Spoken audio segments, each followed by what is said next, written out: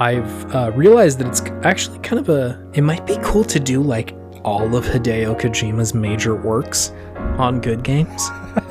We're kind of getting there.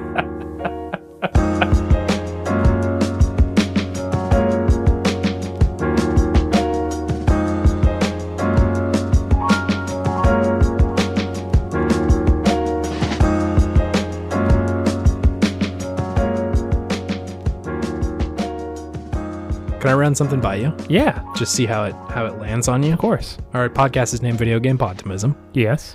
Optimist video game variety show where two best friends talk about the wonderful world of gaming. You got it. The abbreviation is VGP. Yeah. Given the time of year, but Uh-huh. let me just see how this lands on you. Uh-huh. VGP3. VGP3.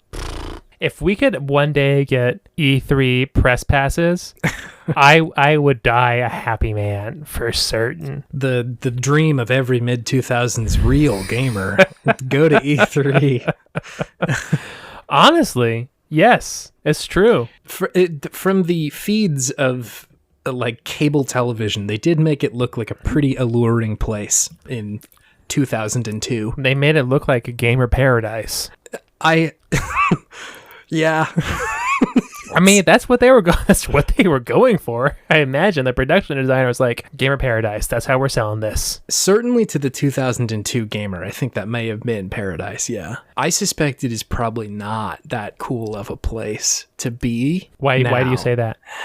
Like, I don't know, man.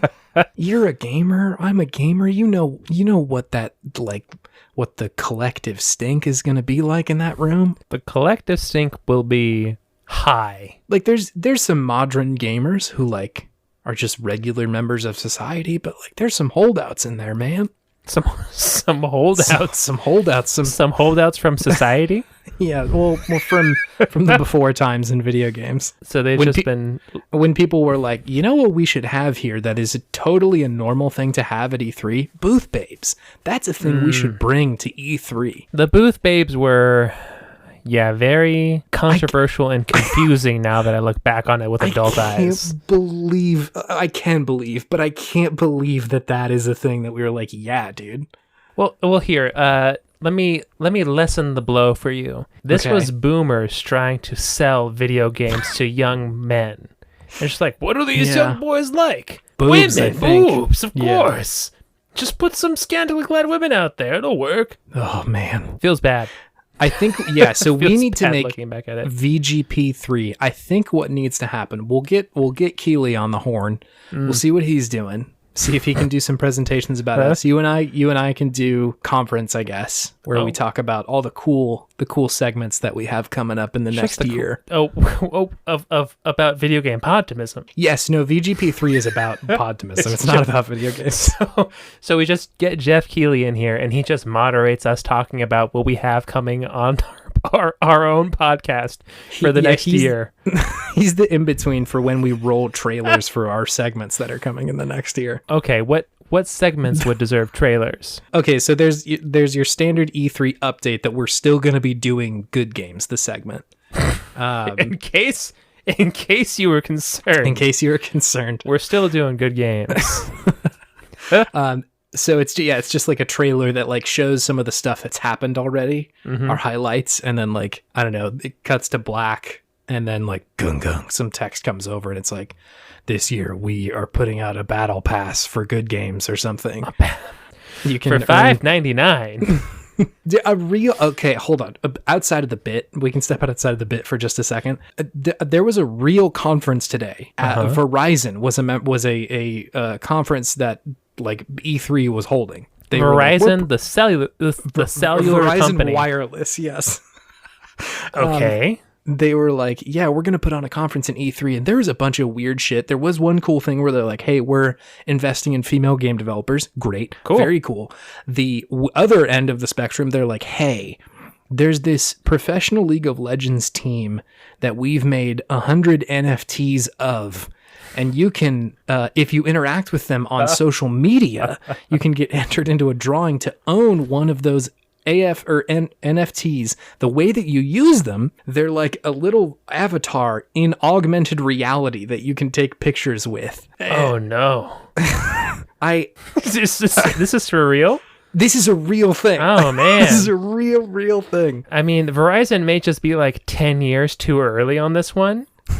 But yeah, that's a little strange. They're either 2,000 years late or 10 years early. I'm not sure which. A collapsed civilization. This is either the end of that one or the beginning of another. This aged poorly because the NFT market recently just like tanked hard. They've probably been working on this in some I imagine it's like, well, we need an NFT, baby. We got to do it still. Was it non-fungible transaction? Is that what it is? Is it token? I think token. That's it. Anytime you can say the word fungible, I'm in. A fan of fungible. It's just a fun word to say. I sort of enjoy token. Token is my favorite word in there. It conjures a lot of Chuck E. Cheese imagery. So you really should be invested deeply into some sort of cryptocurrency right now. This is not that podcast. This is not the podcast. I'm trying to hijack it and turn it into a fucking cryptocast. Cryptocast. Video game cryptocurrency. Here we go. Anyway, so my name is Chase. My name is David. Yeah, and here's the video game Podtimism. We did the intro a couple of minutes ago. Go back and listen to it if you want to hear what it is. It's an optimism video game show. David, have you been playing video games? We can't be bothered to do the introduction again. Just rewind. I'm getting paid by listen the minute, to baby. it. Paid by the word. What are you, hourly? If you were hourly, you would say it again. Actually, yeah, that's true. Make big Podtimism pay me overtime. We are salaried on this podcast. That's true. Yeah, our salary doesn't go up, and overtime doesn't count. No overtime. Just one flat fee. We're professionals, anyways. Which at this point is $0. It's $0.00 and no bennies. So It's a very attractive position. But you get to talk to your best friend, so that's great. That is true. That's worth more than a lot of jobs. You can't put a money on that. You can't put a money on that, David. That's what I was gonna say. You can't put a money on that, and I'm just gonna leave it there. Have you been playing video games? I have been. Cool. Which ones? I've paid many monies to play these games. So Hades. Yeah.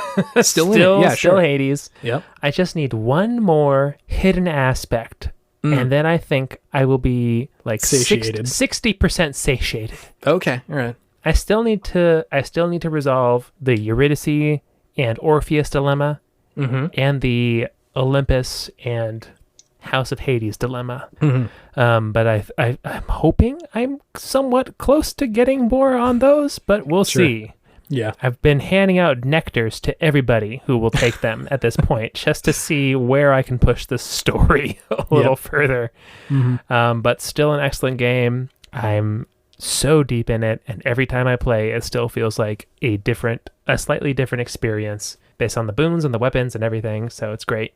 Nice. Still great. Yeah, it's a phenomenal video game. Phenomenal, truly. Played a little bit more of The Witness. Cool. Still really enjoying that. Just a good, fun little puzzle game. Good one to do before bed. Just nothing that's like throwing waves of enemies at you. Just pretty low key, nice visuals. Just kind of sit and think. Yeah, fun game. Fun game if you like puzzles. And the one that I've been playing the most recently, Ratchet and Clank Rift Apart.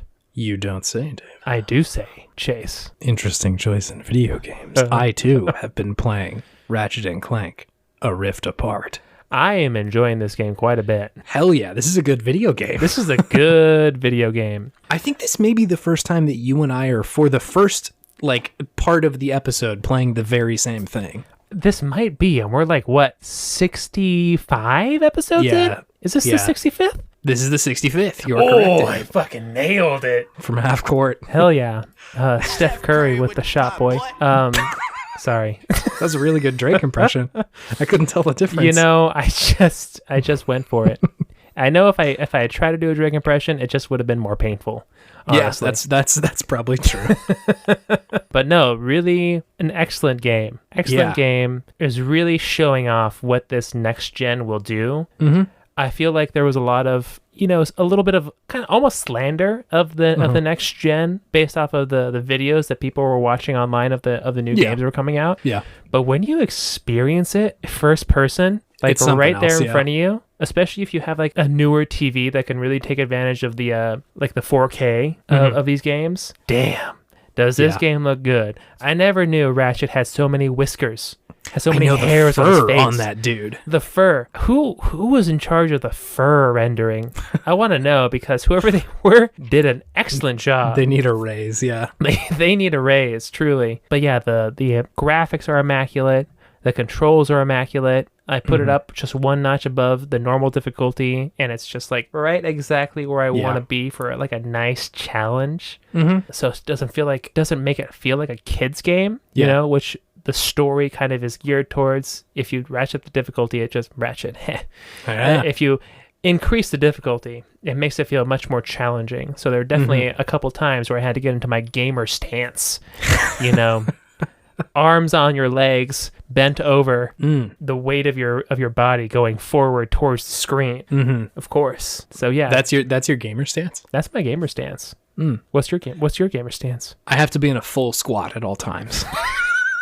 It's the only way I can get enough blood pumping to make the juices roll okay. Like just straight down? Yeah, no, the ground? Yeah, but in the dirt, it's like it has to be low, so I can really get the blood out of the lower part of my body and pushing through my brain. I can't do that. I can't sustain that for long. No, neither. But I will talk about that in my Podtimistic thing of the week later, a little bit. Okay, sure. And then still Disco Elysium. Oh, cool. Still fun. Just a nice kind of... I find it somewhat relaxing to play this game. I don't know if this is everybody's experience, but for me, since there really is no like combat and it's just like talking to folks, it is a little relaxing to me, except when I read a book and die. That is still very disturbing to me in a way, that I can read a book and then just die. It blasted your morale so hard. It shook you to your core. And then it says like a little newspaper article about how I just like gave up on life, essentially. Like detective just gives up. Just like, oh my God. But still a very good game. I'm still enjoying that quite a bit. Nice. But I think that's about all I've been playing lately. What about you, Chase? What have you been playing? Hi, I've also been playing video games.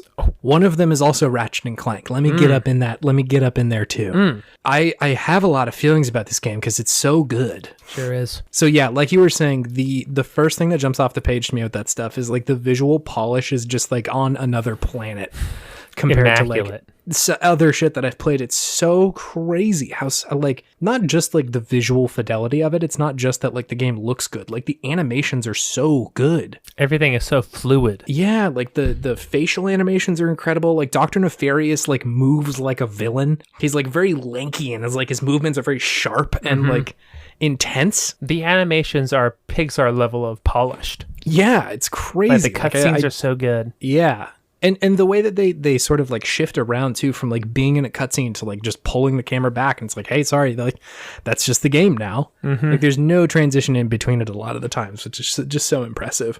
Truly, guns are great in the game. Like just super good. That's not exceptional to this game specifically. Like most of the Ratchet and Clanks have been quite good with guns, but this one's still just like, it feels phenomenal. The stuff that they do with the haptic feedback on the controller is really fun. Really good. Each of the weapons takes advantage of it in like a really interesting way. Like some of them are kind of what I was feeling in like Returnal, where it's like you get the sort of half pull gives you one fire, and then the full pull gives you a separate fire with like the little like, I think it's just the handgun, right? Like it does like a full auto if you hold it down. Or the like, what is it? There's like some kind of shotgun that shoots like electricity essentially, and you can either shoot one or two like bolts of it. But there's also like really good stuff around like, was it the ricochet gun or something like that, where you shoot somebody and then you have to like, it hits them, and then there's like this projectile that pops out above them, and then if you keep hitting the trigger, it'll like bounce back into them to do damage, which is like just so much fun. Made me feel like Krillin.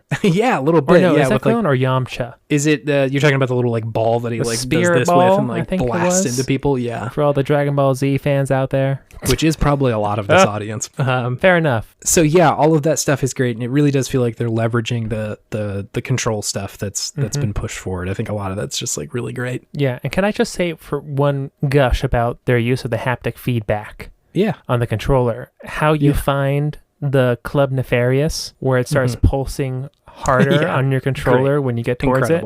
And then also when you're riding one of the Skeetles on the ground, it feels more like firm. And then when you're in the air, it's just like going way quicker, and you can feel like the wings flapping. It's crazy. It's so good. It is nuts how, like, I think if you were to put somebody in front of the controller without the visuals and say, like, what does this feel like, right?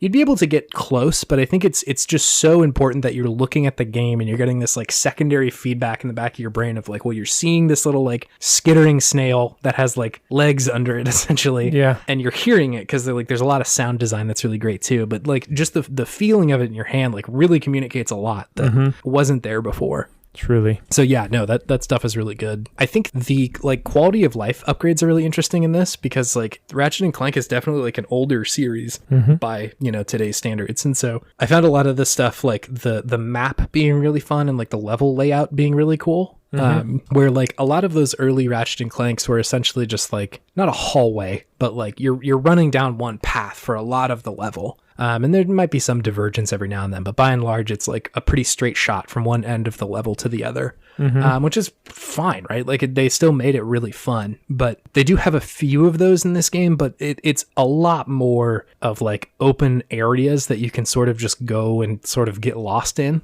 Like that first one, the like Nefarious City or whatever, like it's not really like one directional. It's like sort of this hub area and you have to like go off in either direction to go do shit. Or what's the planet? I got to a planet that Ratchet got to, I think it was a couple days ago, where like you get the like booster jets on his feet. Have you gotten there yet? I don't think so. It's like this. It's after you've played as Rivet for a little while. I'm still Rivet. Okay. I think I'll probably be getting there soonish. Yeah. So there's another one where like there's just this huge area that you can go to and like just wander around and go find shit. It like does a little bit of like Breath of the Wildy stuff where it's like this big area and you can just kind of go wander around and find cool shit. Big area. And so, not to mention, he has these like essentially boots that you put on, and the way that you get up to speed with them is that you hit R1 to like start them boosting you, and then you hit L2 to sort of like skate almost. Ooh. And like it really, again, when you're hitting the haptic feedback with the left trigger, you can feel the like friction from your feet hitting the ground a little bit, and it makes the like almost wheel sound in there. The like. Love it. It's so good. So that sort of stuff I found really, really good, specifically with the level design. I think that it's weird that like the leveling up has sort of come back around. They were doing the like guns leveling up for so long. Like that was a thing that I'm pretty sure was in like the first Ratchet and Clank was use a gun, get some skill, it gets better. Yeah. It just feels really good in this one still. They make a big deal out of it whenever you like gain a level in one of your guns, and like in the very Skyrim way where if you're shooting it, you'll get experience with it if you like hit enemies. And so you're sort of naturally encouraged to just use whichever one you like the most. And then that one will get better. The like skill trees that they have for each of the guns is pretty fun where like you use this like raritanium, which is like a collectible in the game, to upgrade your guns sort of, you know, just piecemeal. It's like, you know, a little bit more ammo or a little bit faster shots or something like that. All that stuff is great. It also encourages you, like when you're in the game, it's sort of this feedback loop where it's like, well, I do want my gun to get upgraded because I like this gun. What can I do about that? Well, I need to go explore.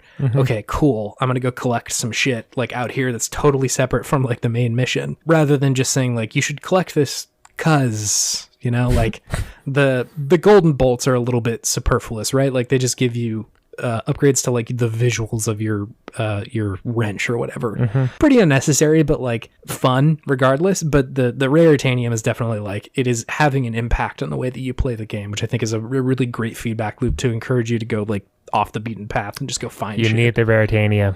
You gotta find it. Gotta get all of it. It's really interesting seeing this like collectathon being a thing in 2021, because like as much as it's not the like Banjo-Kazooie level, collect all the notes, collect all the Jimbos, whatever those things are called, the Jimbos. I don't think that's it, but collect all the himbos. Yeah, I'm much more of a himbo man myself.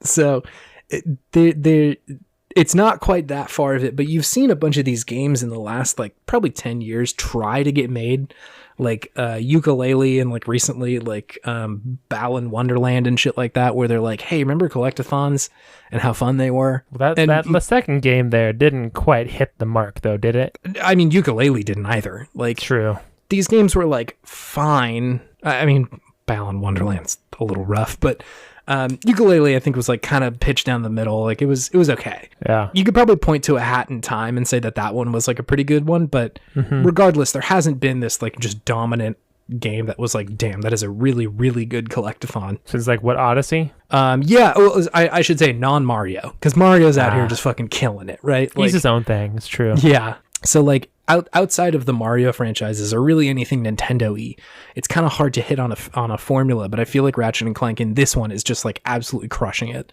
It feels so good. The whole thing is so polished. It's so much fun. Like the multiple times I've found myself just being like, holy shit, like that was such a cool part of the level just now where you're playing, like, what was the one?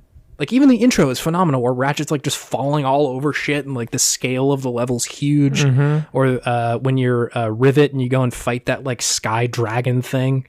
Turns into fucking Shadow of the Colossus for a second when you have to, like, take your little skitter, go onto its back, and, like, fight it there. Like, that was just so cool. And every time, like, it hits you and Rivet would, like, fall off and, like, have to, like, scramble onto the ground, you'd immediately pull up, you're playing again. Like, it's crazy how well they do, like, both the gameplay and the like production design of just like one moment to another. It's unreal. Yeah, this game is it's fucking good.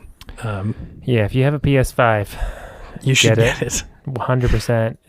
It's the first game I'm like, yeah, $7 worth. Yeah, it's a good video game. The other game that I've been playing, unsurprisingly, it's Mass Effect. Still number 3. Yeah, we're still in 3 right now. How does that one stand up to the test of time at this point?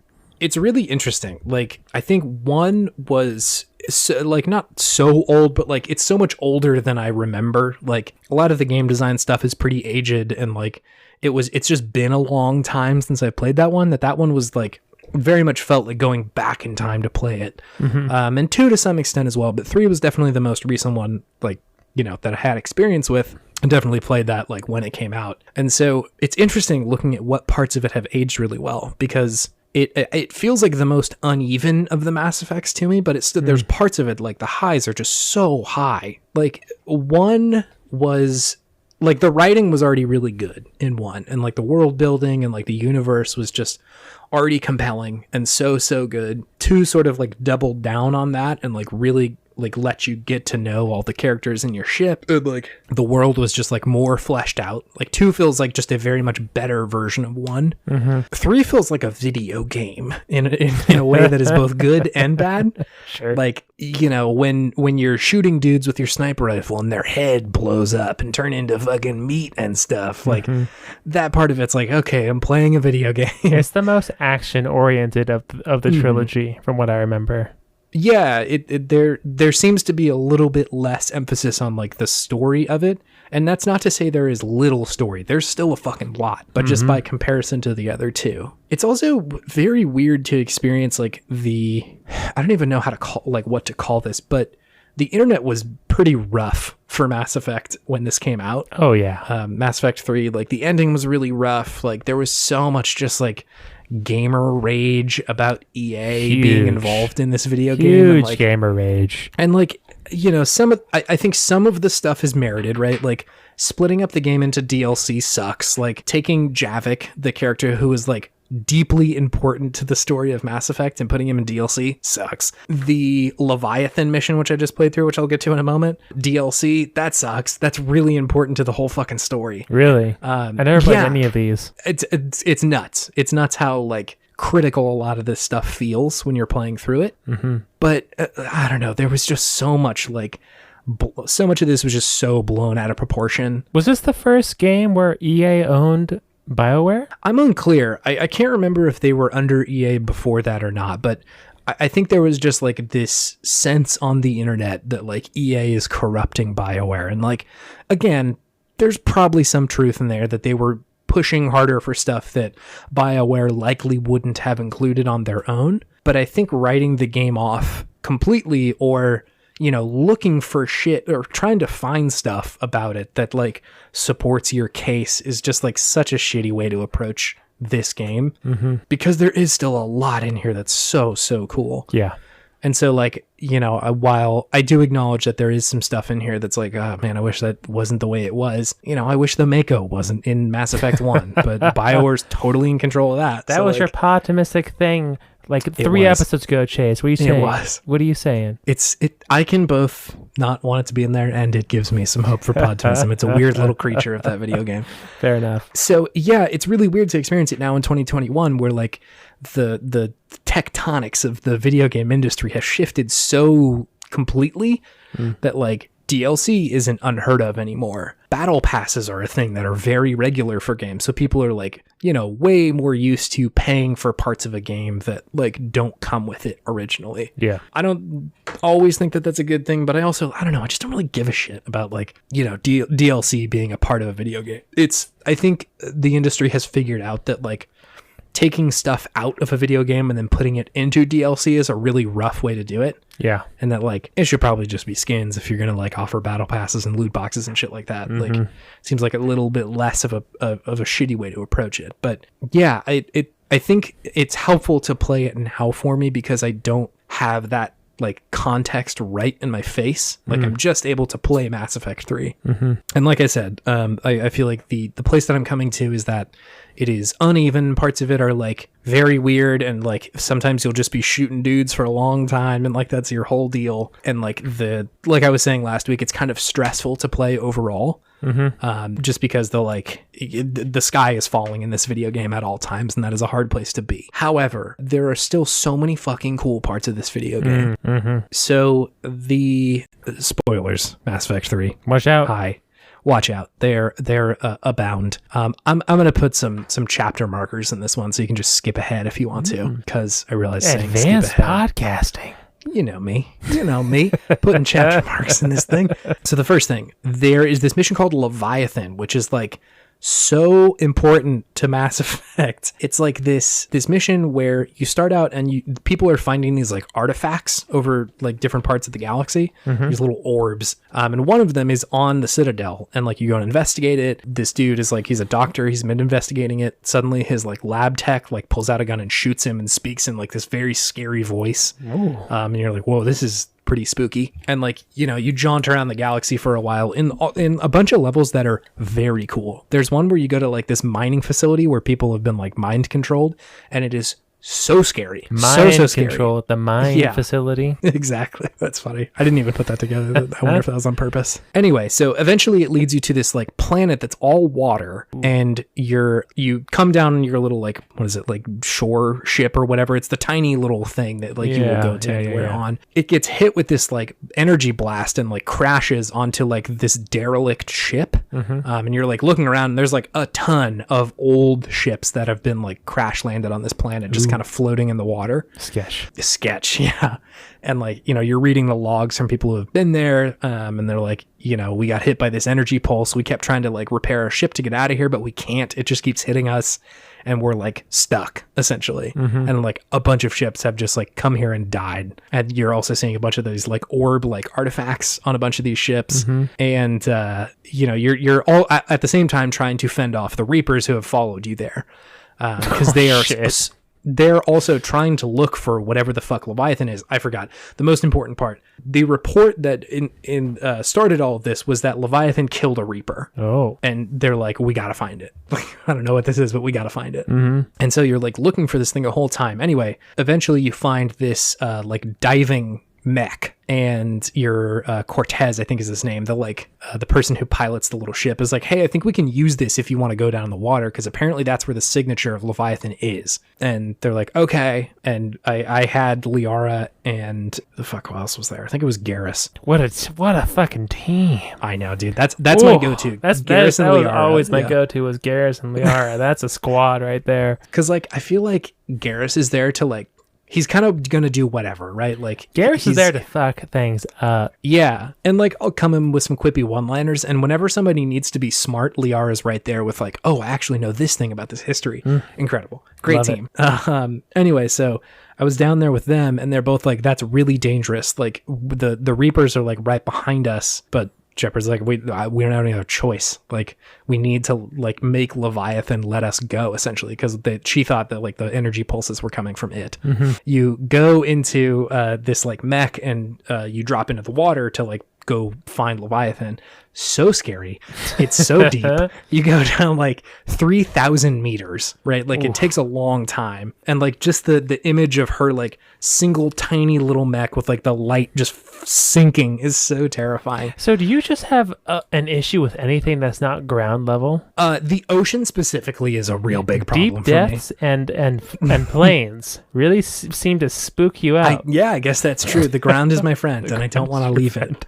The ground is my best friend. So anyway, she goes down all the way to the bottom, and you're like really far at the bottom of the ocean. And you like get down in there, and like after a little bit of wandering around and some very good like mood setting, you come upon this like area, and they're like, well, it says it's right here.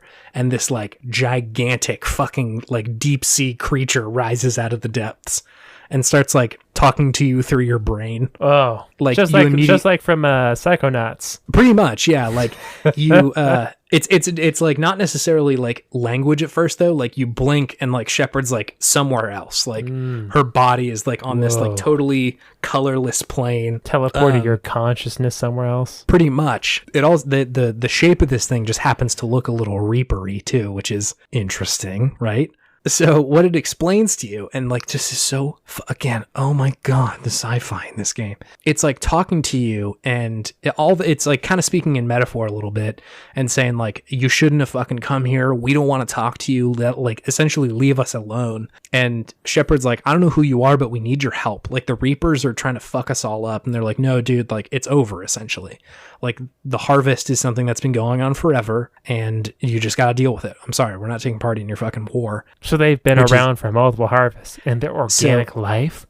Oh, so here's I know. So the mind fuck is she's like, well, what's your deal with the Reapers? And they're like, well, we were essentially like the first species, right? Like the very first species to conquer spaceflight, and we were trying to essentially conquer the galaxy, and so we were making all these tools to do so. They're like huge sea creatures, and so after reading the codex, the theory is that they must have had some other life form that they could go and mind control near the shore to help build them ships to like cross through the galaxy. Anyway, but they were trying to build an AI to preserve all life. And that was the Reapers? And the AI at some point said the only way to preserve life is to continually kill it and let it grow up again, because eventually life will make a mistake so bad that it will kill all life forever. And so like the AI started making the Reapers. It built Harbinger, which was like the very first one. So they were like the original Geth then, but like way worse. So yeah, I mean, like the Reapers essentially are this race. Like the Reapers always build themselves in the likeliness of the race that they're currently exterminating, which is like a giant cuttlefish. Yeah, it's this big like shrimp looking thing, like this weird big monster. And so essentially they had to go into hiding because like there weren't very many of them left, and they knew that the Reapers were going to kill them eventually. And so like they've just been like lurking down in the depths for, millennia. Just trying to kind of like wait this out, or just not do anything about it. That's cool. It's so fucking cool. That's real fucking cool. Like after you've been seeing these like mechanical monsters, these Reapers for 3 games, and then you see like an organic version of them. Yeah, it was always the implication was that the first race looked like these guys, which is why they took this shape. But you never knew. And like it's still very like vague in the way that it describes these people. There's not a lot of backstory, and like they don't give you a lot of exposition. But it's interesting because like the Reapers in the first one were so much about like we're above you, essentially. Like we're gods that have come to like cull your society. Yep. And it is really fascinating to watch them be like, well, not really. Like they were just this like intelligence that was built a long time ago that's trying to carry out its mission, which is to preserve all life in the galaxy through this like fucked up way, essentially. Are you looking at pictures of Leviathan? Maybe. It's so cool. 100% I am. It's the coolest shit. And so I love that they gave you enough to chew on there, but didn't just do like a lore dump where they're like, here's everything, you know? There's not a lot of living stuff about the Protheans, but you get a bit from it. Like you kind of find these artifacts and you get some information about like who they were and how they operated, but like there's nothing about this race. It's literally just these dudes who are living down at the bottom of the ocean. Damn. So cool as fuck. That part of it was cool. And again, tight. Really sucks that that's DLC. That should be in the fucking core game. It should be. So that was great. I played through Morden's like mission in this one. Oh, he's so good. He's so good. Gotta cure the genophage. Oh my god, just the whole thing where like he is so determined to cure the genophage. Like is the first two games he's like, no, I had to do that, like that's a thing I had to do, and then in the third one just being like, no, I have to cure it, like I can't fucking do it anymore. Was such a fun turn. And like, you know, the backstory of this like race sterilization is pretty brutal, but like real brutal. But fucked up. It did lead to a really wild story. And like I remembered the line that he gave, you know, right at the end where he's like, it had to be me, somebody else would have gotten it wrong. Love that. That's really great. I forgot that Shepard had said, I'm sorry that this is the way that it has to happen, because essentially like the shroud, the thing on Tachanka where it's like spreading out all the fucking genophage, he's going to use it to throw out the cure too. And he's like, I have to go up to the top to finish it, essentially. And it's like exploding at that very moment. Yeah. Emotional moment. Dude, unreal. And like Shepard in that moment is like, I'm sorry that this is the way that it has to be. I forgot that Warden was like, I'm not sorry about this. Like it totally makes sense that like this was my fuck up. Like I helped all this research. Like I cursed all these people. You know, he didn't design it originally, but he helped fucking distribute it. And so like it's I think they had said that the genophage had been out for like 1,000 years or something like that.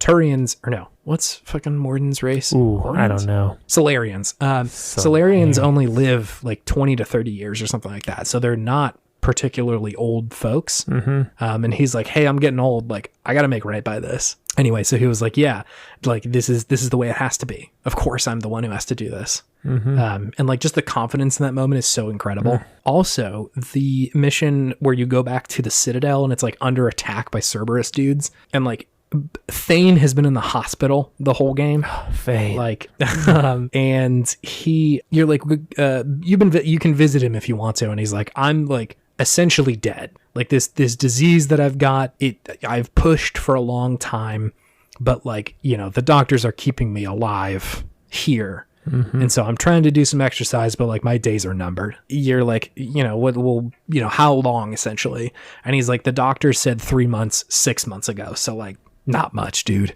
Anyway, so there's this attack on the Citadel, and Thane's like, hey, I like went out of the hospital because I'm like trying to help people. And like he shows up and you fight this like ninja Kai Len, I think is the dude's name. This like weird Cerberus dude. Yeah. I didn't remember him at all. Oh my gosh. Anyway, so like Thane fights with him, gets stabbed, and like you go back to the hospital, and like his son Kyrat, I can't remember exactly what his name is. Yeah. He's Keep there because like you did his side mission in 2, and so he's like kind of cool with his son now. Anyway, they like do this, like the doctors are essentially like, listen, you gotta say goodbye now. Like Thane's got minutes, and you like go in there.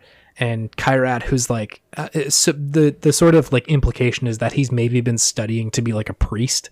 Because he like pulls out this like book of prayer and he's like, hey, can I read some shit? And Thane's like, yeah, please. And so you do that. And then he's like, hey, Shepard, like, do you want to, you know, read some of this as well? And she's like, yeah, sure. And so like she starts reading, and a lot of it is like, please help her on her journey, you know, carry her for, you know, all this fucking shit. And it's just like, you know, dying wish stuff.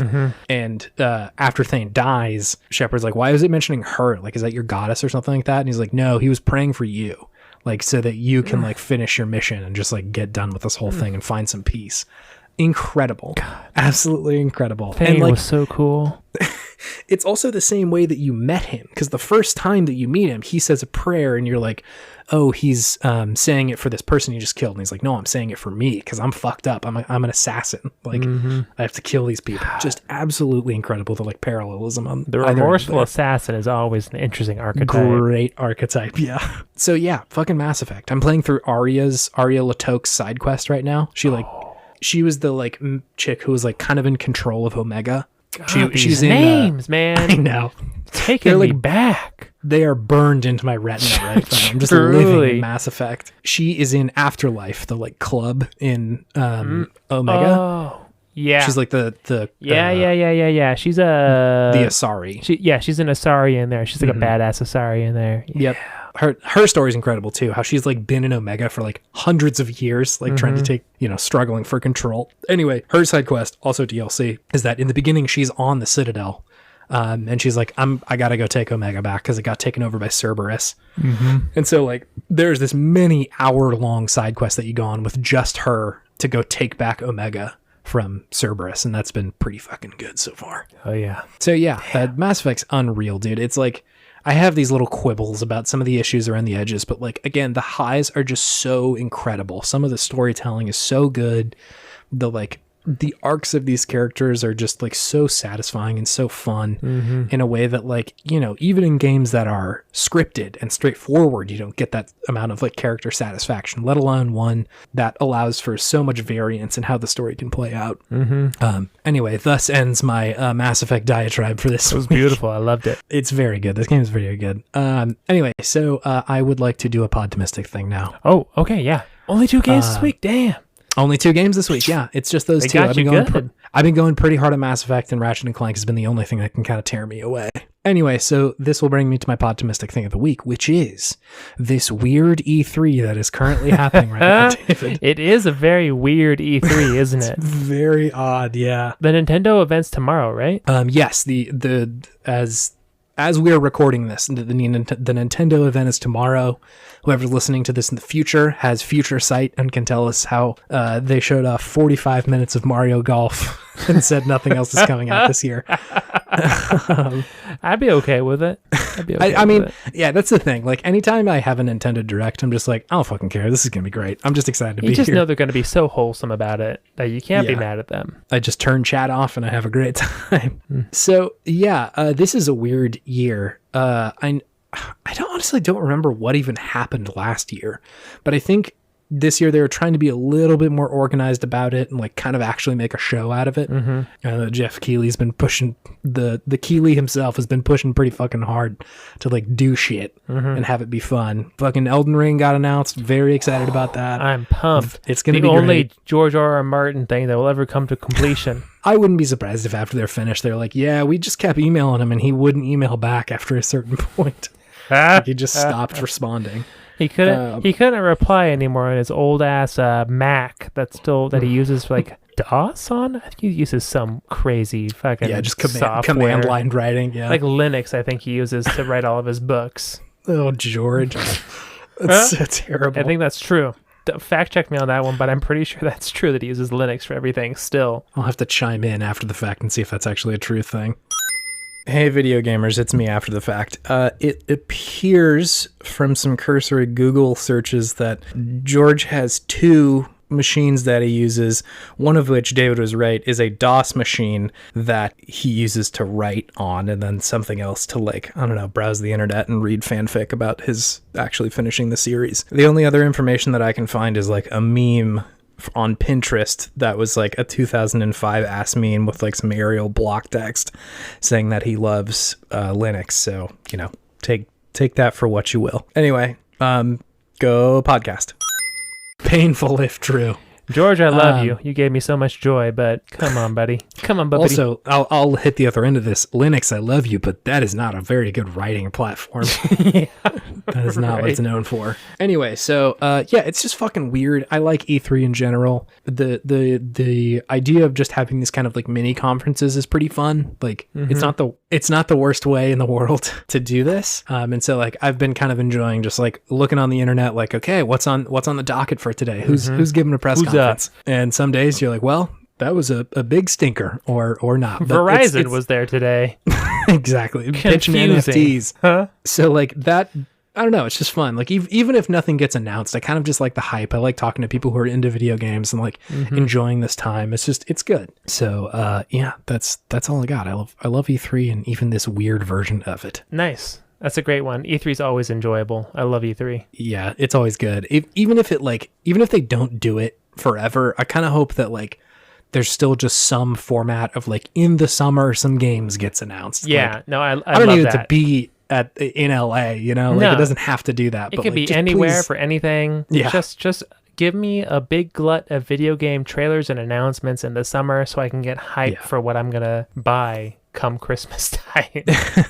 Yeah, and like I feel like it makes sense for companies to be able to just have like a natural sort of hype building machine, Yeah. you know? Yeah, right now it seems kind of dispersed between a lot of different events, which is Yeah. cool, but at the same time, I just love that one big just explosion of information once a year. It's great. It's great. Do you have something fueling your sense of optimism, David? Yes, I do. I do actually. Can you tell me? Yes, it's a recumbent bicycle.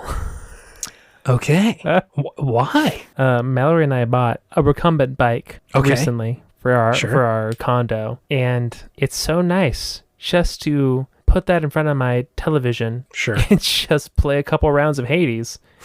And before I know it, I have biked for about an hour, and I've burnt like 500 calories. It's significant. Just playing Hades. It's great. Feels good. Makes me feel good about gaming. Because video games are good for you, but sometimes you got to move your body too. That's true. Which is also good for you. So no, it's been a nice change of pace to have the old have the old recumbent bike there to strengthen my legs while I play my games. Sure, it's a good idea. We sprung for the stationary, which we just moved in here. I saw that the Sunny bike. Yeah. Sunny's a good brand. I have their rowing machine in our garage. It's a good bike. I tried playing games on it once and like just couldn't fucking keep my balance or my pace at all. That's the issue with one that is, I think, recumbent, meaning that it's kind of, you're sitting. Yeah, you sit in back a little bit. Yeah. Which is great for gaming. Yeah, because you can still push pretty hard. Yeah, you don't have to have quite as much core strength to balance everything. So it's pretty nice. I feel that. I wish I was a yoked gamer. That was a thing. Just got to work on your core, baby. You're going to have an 8-pack by the time you're done. Just put that Sunny in front of your Mass Effect playing. Yeah, I would have been the world's strongest man. You done by then. Mass Effect. Game over. Game over every other man in the world. Yes. Chase is coming for you. I'm too strong now. Do you want to move on to our main thing, David? Yeah, let's do it.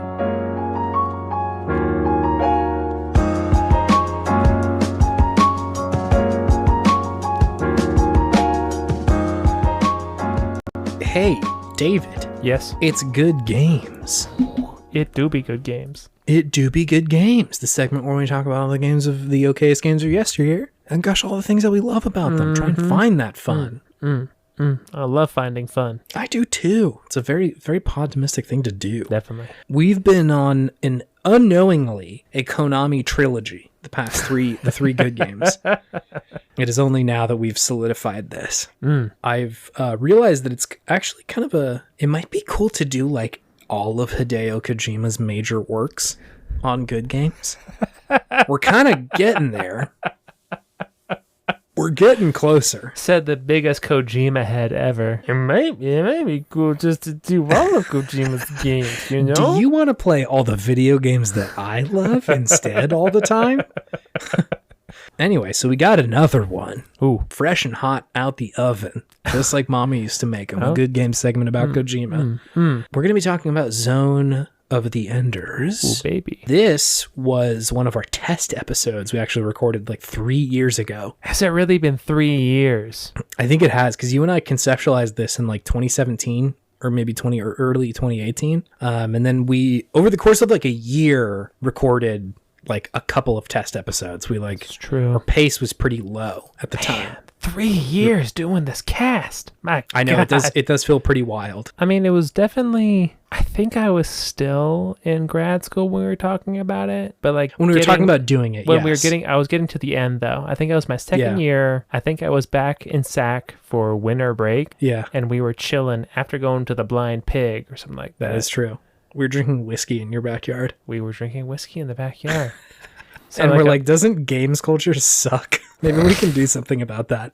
Just a couple of cis hetero bros in the backyard drinking whiskey talking about video games. Jesus. Oh God. But yeah, no, gaming culture sucks. So we were like, maybe we can help a little. Yeah, let's do something. So yeah, this was one of the ones we did back then. I would be interested to dig up the audio about that and see if we were like sound like total dipshits or not. Probably.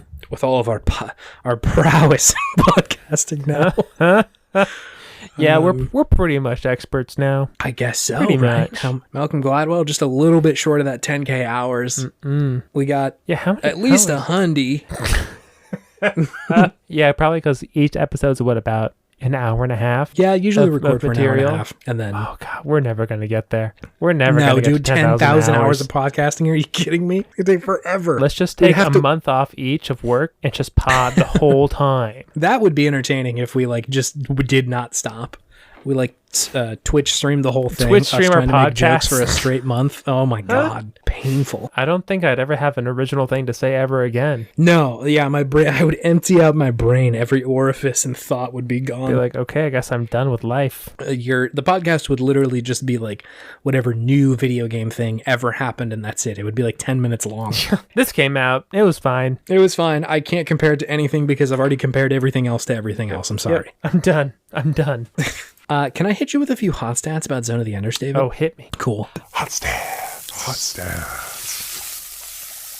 Zone of the Enders came out March 26th of 2001. 2001. Days ago. That was a long time ago. Wow. So yeah, it. Let me check some info for you here. Surprise, surprise. Also made by Konami. You may have heard of them from the last 2 or 3 episodes of this pod. They make your Metal Gear Solids, your Castlevanias, your Boktais. The Sun is in Your Hands. Yep. The Zone of the Enders, the Coded Arms, the Silent Hills. Oh, whoa. Good video games. I've said that exact list of games for 3 weeks now. I haven't changed it. So yeah, I do have a review from our friends at Joe Video. The legend. The demigods themselves, Joe. Truly, they're back. So I have taken a review from Joe Video. I have run it through Google Translate through as many languages as I could find, and spat the mangled mess back out in English. This one is a little bit shorter, but I couldn't not include it because the last sentence is pretty incredible. Are you ready for this? I'm ready. Short review from Joe Video. Joe Ripio? Joe Ripio. I sure do love Ripio games. Ripio. These are my video games that make you rip. That's pretty much the plan you're on right now. I sure am. Bike. Joe Video said, ZOE PS2 is definitely the heart of the library. Quality sports activities are often full of controversy. ZOE did an amazing job. Okay, here we go. We are not indifferent to the touch of a mango. 75 out of 100. A mango? A mango. I do know what they were trying to say there. I'm pretty sure the last sentence had something to do with manga, but somewhere along the road that got transitioned over into we are not indifferent to the touch of a mango. We are not indifferent to the touch of... I mean, mangoes are delicious. They are good, and I would say I'm not indifferent to the touch of a mango either. I'd say that's probably one of my top 5 fruits. I think a dried mango is unbeatable as far as snack fruit goes. Dried mango? Top unreal. Fucking tier, unreal. Dude. The like texture of it, how it's like kind of chewy on the outside, almost like fruit little jerky. fibrous-y. Delicious. It is fruit jerky at that point. Yeah. It's like the fruit equivalent of beef jerky. It's good. I am not, update my Twitter bio, not indifferent to the touch of a mango.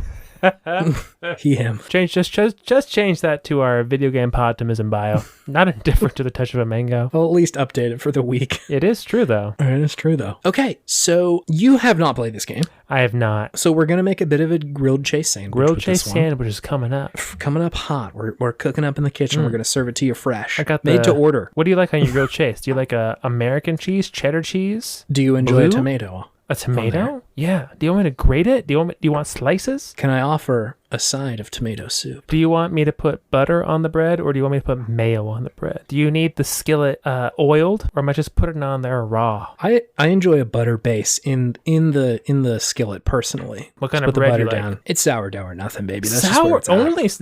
No room for white bread for you? Listen, white's good. It's sourdough. Every grilled cheese that I've had that's made out of sourdough is just killer. It's always so good. It's true, sourdough is got that crunch on it. Now we have our our base sourdough established. I am so hungry. Why is there so much food in this Butter? part of video game Podtimism? Butter on sourdough, and what kind of cheese? I mean cheddar. Cheddar? I'm not fancy. I just need a cheddar. Yeah. Cheddar is a milk. I mean, yeah, you gotta get it up in there. You gotta put the top on the thing and like get it moving. I do a pretty low heat, honestly, because I don't want the bread to burn. Oh yeah, but it does need to like cook in there for a while. Sure. And with a side of mango, please. A side of dried mangoes. I'm falling off the rails, David. I'm just letting the Podtimism take me. This is wild. You didn't even realize it was taking you until it was too late. Until, yeah, my whole universe had been corrupted and shaped in the form of this pod. Okay, so would you prefer me to give you some of the background about this game, or do you just want to dive in and start making that grilled chase? Give me the background. Okay, so there's a couple of things I noted. And I think this is an interesting way to distinguish this because it's like definitely a Hideo Kojima game, but like not often talked about in like his great works. So there's a couple of things to note. This game was it was marketed as having a demo for Metal Gear Solid 2 in it, and so like I assume a lot of purchases were driven by that. That like Metal Gear Solid 1 was already heralded as like a very, very good video game. Yeah. And people were like chomping at the bit, like, come on, Hideo, just serve me up a fucking plate of that delicious Metal Gear Solid 2 sandwich. And he's like, okay, but only if you buy my big mech fighting robot game, which I did. And I assume a bunch of other people did as well. A lot of the art, if you've seen like the art from this game, if you've seen Metal Gear marketing or like concept art, you've probably seen the art of Yoji Shinkawa. Sure. Distinctive style. Very. So yeah, a lot of this is like Metal Gear stuff, like pretty standard stuff. If you have seen any of this, it's probably pretty familiar. Like it is this art style that like is definitely like detailed. Like there's a lot of detail in it, but a lot of it's also just like super evocative, like shadow work. Yeah, lots of shadows, lots of almost like abstract detail, if that makes sense. It's very weird. Yeah, like it's very unique. Yeah, it's a really cool art style. I was reading that he was influenced by like a bunch of like French artists and shit like that. One of which, like, I can't remember the dude's name. I think it was like his nickname was like Mobius or something like this. Every fucking art person is yelling at the podcast right now because it's like probably just a household name. Sorry, but that's not our strong suit. Please Yeah. forgive us. I don't know shit from Shat, but it's apparently a very common influence. I don't know shit from Shat. I've never heard that one before, but that's a good saying. Hold on, sidebar. Outside of the podcast, last week you said that's worth a flyer. And I had no idea what it meant. I had to Google that while I was editing the podcast. Oh, really? Really? Yeah. Huh? I was like, what did he mean right there? Worth a gamble, apparently. Yeah, essentially. Didn't know. I didn't know Blue. We're just educating each other constantly. We grew up like miles from each other. I'm so shocked that we have any like words that are new to one another. Was it even a mile? It might not have been. We were incredibly close to one another. So you had seen Yoji Shinkawa. That was a thing that we've seen. He's a known quantity. The artist for Zone of the Enders. The other sort of notable person that I saw in the credits that I like recognized at all other than Hideo was Nobuyoshi Nishimura. He did a ton of character art for this game, but he also worked on this little show called Mobile Suit Gundam, which is similar in tone and content to Zone of the Enders. So just for background, the content of this game is that you are this kid named Leo who like finds himself in this big, what is essentially a Gundam, like a big mech. You are you're on like this, like, I'm not sure if it's a moon or just like a space station outside of Jupiter. And you're like hanging out there, just living your life. And there's like these warring factions that are trying to like blow up different parts of like humanity. Whoa. There is the title comes from the nickname that people on Earth give to people who live very far out in the like solar system called Enders, because they're at the end of the colonization of the planets. Didn't know that the last time I played this video game. I was about as old as Leo was when I was playing this one. Sure. So Leo finds himself in this big fucking death machine, and there's like people trying to like get this big thing. It's very similar to Mobile Suit Gundam in that like the what do they call it? This like mobile frame or like platform, something like that, of these like big mechs are incredibly valuable, and like they will turn the tide of pretty much any battle that they are in. And so like, you know, various forces are like, hey, you got to bring this over here and like help us out and shit like that. Most of the time there's a pretty clear cut bad guy of like trying to destroy a certain part of the colony. The little Leo is just like, I don't want to kill anybody, but I got to help out my friends and all that sort of stuff. He's a very like mid 2000s main protagonist of like this kid who's just sort of being non-compliant with whatever is going on around him. Just a contrarian. Pretty much like very Catcher in the Rye of just like, fuck all this. I don't like anybody. Sure. And like, I think partially that's on purpose, and it plays on a lot of the same tropes that Mobile Suit Gundam does and fucking Neon Genesis Evangelion does, where like children are thrust into the role of the person who is fighting. And like, yeah, I can go into that a little bit more. I have a lot of feelings about that sort of stuff, but like the point being, it takes a lot of like cues from those ones. And so as a result, Leo is like the main character that you're playing as. And so a lot of the physical gameplay is just like mech combat. Like you're in the air fighting other mechs. It's pretty fast and visceral. So yeah, I think that's pretty much it as far as the game goes. The combat's fast and frantic and fun. You have a sword on your arm as the big mech, and some like, you know, shots that you can take at people from far away. It honestly feels kind of like a Dragon Ball Z fighting game in a lot of ways. Okay. Like you're up in the air flying around hitting people and then shooting like Kai blasts from very far away as well, and doing a good punch. Yeah. And doing a good Kai blast. All right. So yeah, what questions can I answer about this game to sort of flush out the gush and the chase sandwich? So as far as the combat goes, was it like arena combat? Was it on rails? What was good about it besides just that it was like Dragon Ball Z? Yeah, it's like, so in comparison to a lot of the like DBZ fighting games where it's one-on-one, there were like a lot of combatants in any given situation. There's a lot of like mechs floating around. The areas were actually pretty big. Like most of the time you're fighting just outside on this like colony that you're living in. So there's like a lot of open air areas, and like, you know, probably 5 or 6 other like robotic mechs will come at you at any given time.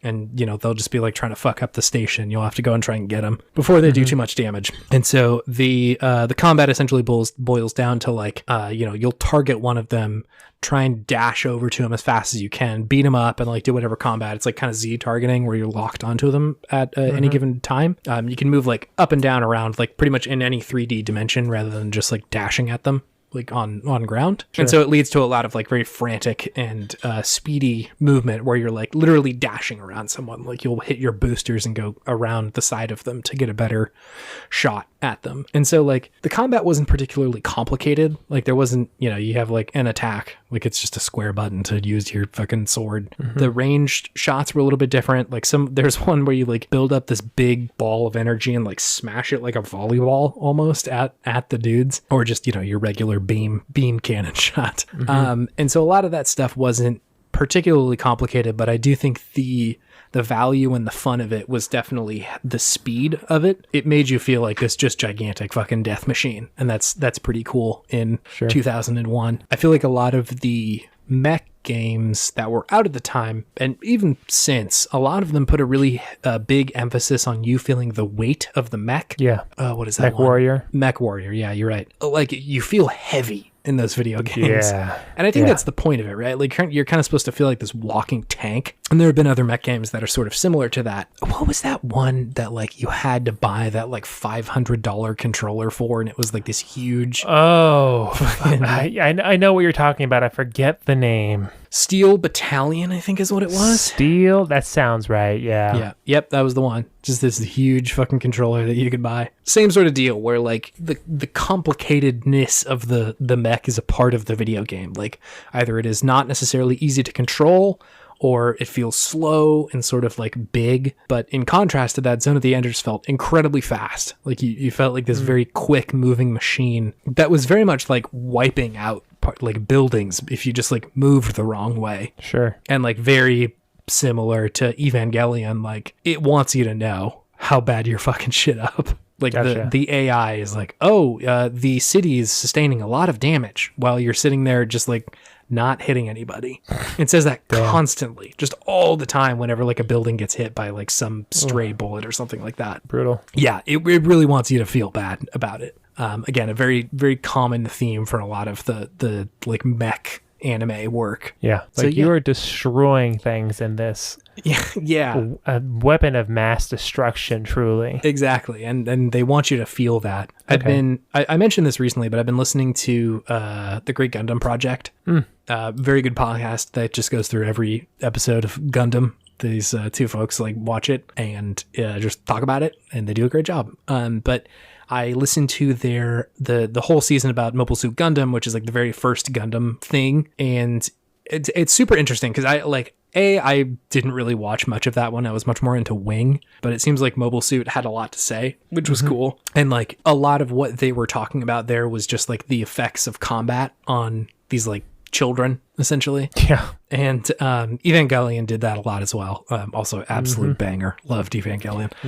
Great show. Yeah. Watch it if you haven't. It's all really good, and I think it's on purpose that they're putting kids in this, and I think that's just sort of like to really draw out the aspect of like actual warfare and how much that fucks people up. And like oftentimes, you know, the people going to kill are very young, are like very much children. I don't think it's a coincidence that you do see a lot of these kind of shows and these kind of tropes coming out of Japan, that, you know, this theme, humanity gets its hands on an incredibly destructive force and puts it in the hands of people who are not suited to use it yet. Americans. Right. Like it's pretty easy to draw that conclusion, but I think it's a lot better of a metaphor if you could just give it to children, right? Like they have no idea what they're doing. It's really easy to like look at them and say like, well, this is stupid. Why would you give it to kids? But like the metaphor doesn't stop there, right? Like in any hand, these like huge destructive machines are, it's clear why they're sort of trying to make that connection. But I think that Zone of the Enders is pulling on that same sort of shared history there, and trying to communicate a little bit about like what is actually happening there when we give these really horrible death machines to people. Yeah, interesting. Okay, that's cool. You asked me a question about the combat. I'm sorry, I don't know how it got here. No worries. I'll ask you a new question if you want. Please, yeah. So how does this game, I guess, how does it differ than at this point, like the Mobile Suit Gundam Dynasty Warriors game that was released? Because it sounds a bit similar. Yeah. But what does it do? What does it do differently or better than that one? Yeah, speed is definitely a big deal. Like, I think, when did that first one come out? The like Dynasty Warriors Gundam thing. I think that was like late 2000s, like 2010. Like 2013? Yeah, maybe? 2013. 2010 maybe? Maybe, I'm not sure. Somewhere in there. Yeah, we were in college, I'm pretty sure. Yeah, and I did like that game, but it's very much a Dynasty Warriors, right? Like it's pulp entertainment, where the intention is not necessarily to tell a story. It is much more like, it's just like entertainment for entertainment purposes. Zone of the Enders, as much as it does probably miss its mark in a couple places, is trying to say something, which is cool. I think it's pulling more from the themes of Mobile Suit Gundam than the actual Mobile Suit Gundam game did, like the Dynasty Warriors one, just because like it's a Musou game, so the point of it is just like wiping people out, you know, and then moving on to the next mission, where this one is pulling a lot, like I was saying before, a lot more from the themes of like what happens when you give a child this like death machine. Sure. Versus like, aren't Gundams cool? Isn't that cool? Like what? It's pretty much sequel what the game. To When You Give a Mouse a Cookie, when you give a child a death machine. Yeah, it took a turn. It took a dark turn. Children did not enjoy the sequel quite as much as the original. Not the same vibe. So, yeah, there was definitely a difference there. The visual design is definitely pretty different than anything in Mobile Suit. Like, or maybe not more of the modern stuff. Like, it might look a little bit more like Wing than like the original Mobile Suit stuff. The orbital frames is what they call the like mechs. Yeah, like they are, the design of them is meant to be a lot more like fast, like faster and a lot more mobile. Is no pun intended there. Mobile Suit. Whereas like the first couple Mobile Suits are like pretty big, chonky looking dudes. And so like, I think the design is a little bit updated, but there had been a lot of updates to the like Gundam franchise by that point. Like I'm pretty sure Wing was out by 2001. I need to fact check that as well. But a lot of the like Zeta had already been out. All that sort of stuff had definitely already happened. So like there were updates to the suits, but yeah, I think the visual design is definitely pretty different. I noticed this most in just like the color palette. It's very blue. The whole game is quite blue. Sure. In literally the color. Like, it's all very blue. The UI is blue. The game is very blue. Speaking of which, the UI is really good. I was into this a lot. It's got that, like, classic Hideo, like, very thin-lined UI that communicates a lot without saying too much. Press circle to select. Definitely did the circle to select. Which I think I've read somewhere that that's a localization thing, that typically, like, in Japanese language, like, X usually means go back and circle is like go ahead. And so, like, he essentially just said, like, fuck whoever's, like, playing this, they can figure it out, which is hilarious and, like, very Hideo. I love that. But yeah, the UI is really cool.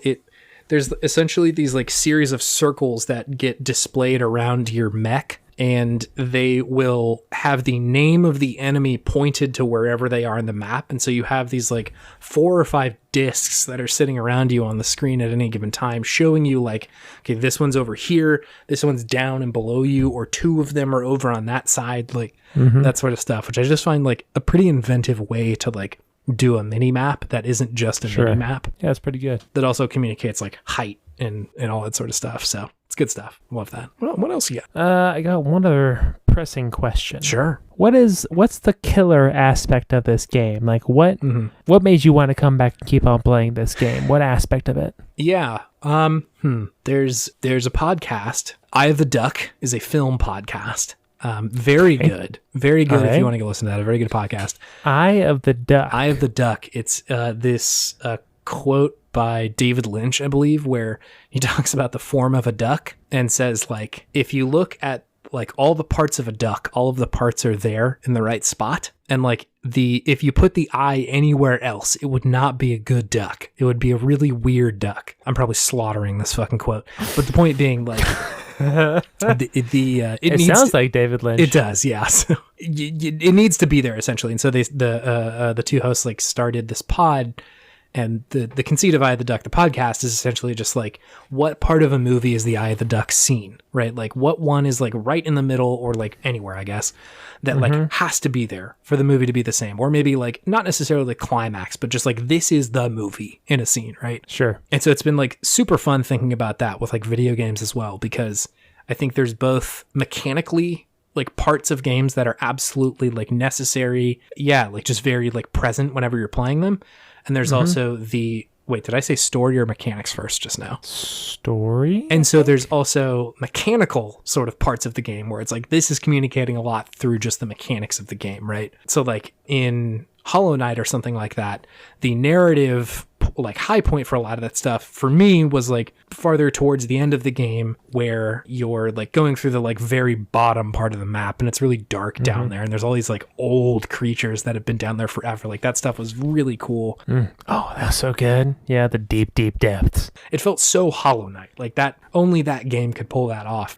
But the mechanical part of the game is, like, maybe the first time where you are starting to learn how to hit your sword on people and bounce off of them in a way that feels really good. Like, that to me mechanically feels a lot like Hollow Knight. So you're saying that video games have 2 ducks? They might have 2 eyes on the duck. Is possible. Is it 2 eyes or is it 2 ducks? It may be a series of 2 ducks. 2 separate ducks. Each one with its own set of eyes and feathers and wings and feet. They have to be exactly in the right location. So that's a very long-winded way of saying, I think the story of Zone of the Enders is fine. Like, it's okay, and, like, it stops a lot earlier than it, like, really should probably go on for. You can beat the game in, like, 3 hours. It's not long. 3 hours? Damn. It's not a long game at all. And, like, not in the way that I love. Like, some games I'm like, hell yeah, that was such a concise and good video game in 4 or 5 hours. But this one's like, I think, were you guys just busy with Metal Gear Solid 2 or something? Like, it's okay if that's the case. It's still a good game. But, like, it seems like maybe they're like, hey, we got to pull all you dudes off for MGS2. And so, like, you know, the story's fine. It's interesting. I think, like, the lore of the world is more interesting than the story itself. But I think mechanically it has a lot more of these moments. I think I could point to a lot of things, but there are a couple of levels where you fight other orbital frames, like other big mechs that are like highly advanced. And I think those are probably the parts of the game that you come back for. Sure. Because it is like Mobile Suit, like Evangelion, the person who is piloting the other mech is really important to what the fight is. In this game, there's only a few of these orbital frames, kind of like the very early parts of Mobile Suit, where fucking Amuro's fighting Char, and like Char is a character unto himself.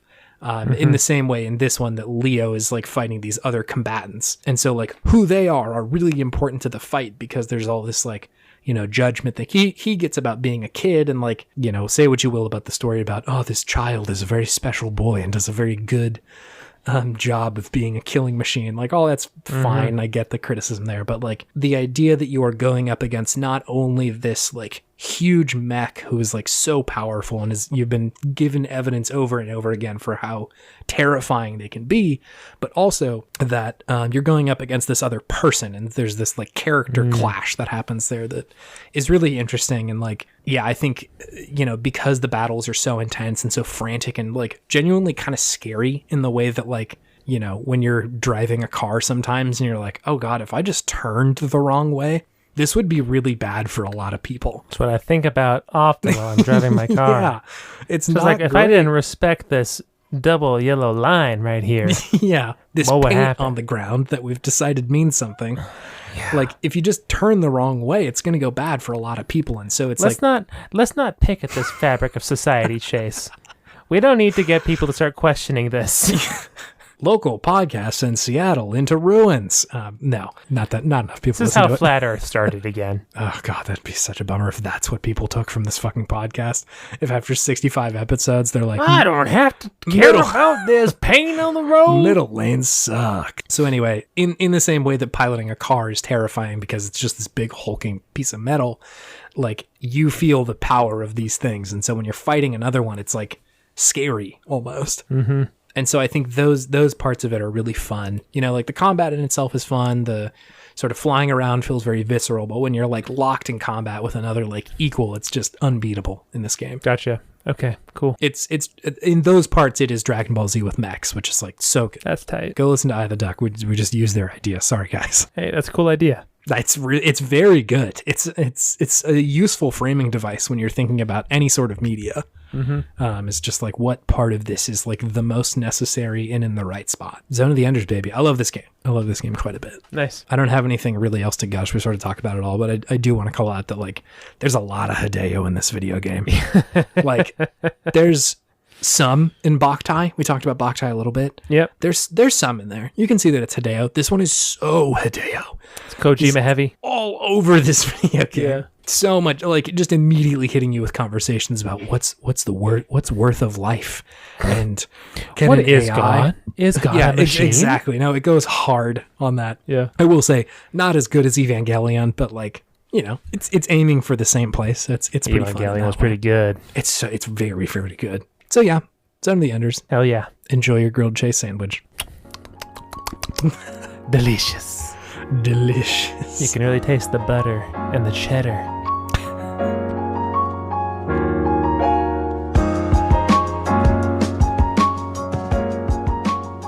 Hello, everybody. We are on Twitter at Podtimism. That's a true thing. Go talk to us. If you want. Let us know how you make your grilled cheese sandwich. What kind of cheese you put in there? What kind of what are your feelings on the Zone of the Enders? Let us know. True. If you have any. I haven't met a lot of people that have feelings about this video game.